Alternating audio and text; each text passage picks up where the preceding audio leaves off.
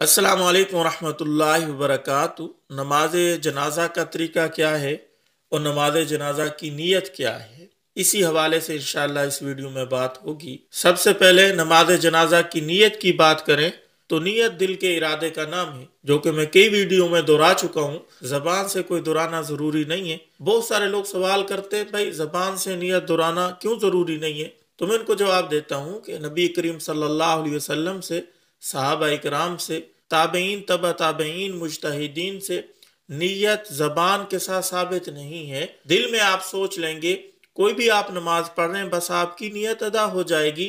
जबान से अल्फाज कहना कोई जरूरी नहीं है। जबान से अल्फाज का दोहराना जरूरी समझने वालों के बारे में उलमा ने लिखा है कि ये बिदत के जुमरे में आता है, ये एक बिदत है, इससे बचना चाहिए। दूसरी बात, अब नमाज जनाजा का तरीका क्या है? तो तरीका बहुत ही आसान है।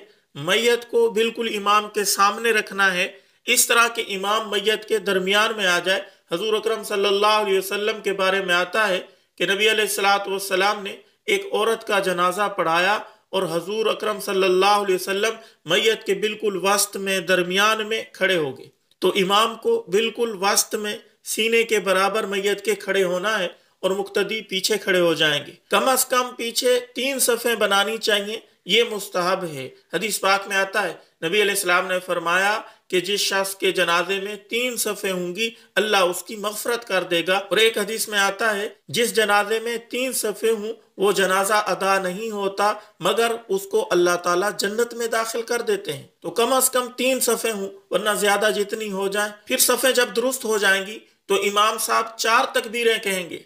पहली तकबीर में हाथ उठाएंगे और बुलंद आवाज से अल्लाह अकबर कहना है। मुक्तदियों ने भी हाथ उठाने हैं और आहिस्ता अल्लाह अकबर कहना है। यहाँ मुक्तदी गलती करते हैं। ये जो 4 तकबीरें हैं, ये जनाजे का फर्ज है। जनाजे में 2 फर्ज हैं, क़याम और तकबीरें। बहुत सारे लोग तकबीरें नहीं कहते, सिर्फ सना पढ़ते हैं, दुआएं वगैरह, दुरूद शरीफ तो पढ़ते हैं, तकबीरें नहीं कहते, तो उनका नमाज जनाजा अदा नहीं होता।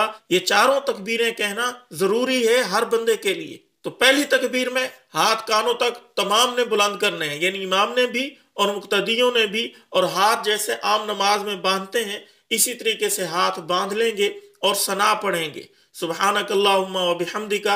यही जो नमाज वाली सना है, यही पढ़नी है। या दूसरी जो जनाजे वाली सना बताई जाती है, वो भी पढ़ सकते हैं, दोनों जायज हैं। बहुत सारे लोग उलझन में पड़े होते हैं कि कौन सी सना पढ़ें। तो याद रखना, हदीस में इसकी कोई तायीन नहीं आई, मुतलकन सना का जिक्र है, कोई भी सना पढ़ सकते हैं आप। फिर दूसरी तकबीर कहनी है और दूसरी तकबीर के बाद दुरूद शरीफ पढ़ना है। दुरूद इब्राहिमी भी पढ़ सकते हैं और जो नमाज जनाजा का दुरूद बताया जाता है वो भी पढ़ सकते हैं। यहां भी उलझन में पढ़ने की जरूरत नहीं है। आपको आसानी के साथ नमाज वाला दुरूद शरीफ, दुरूद इब्राहिमी आता है तो यही दुरूद पढ़ रहे हैं। वो जनाजे वाला को याद करना या उसको पढ़ना लाजमी नहीं है। फिर तीसरी तकबीर कही जाएगी।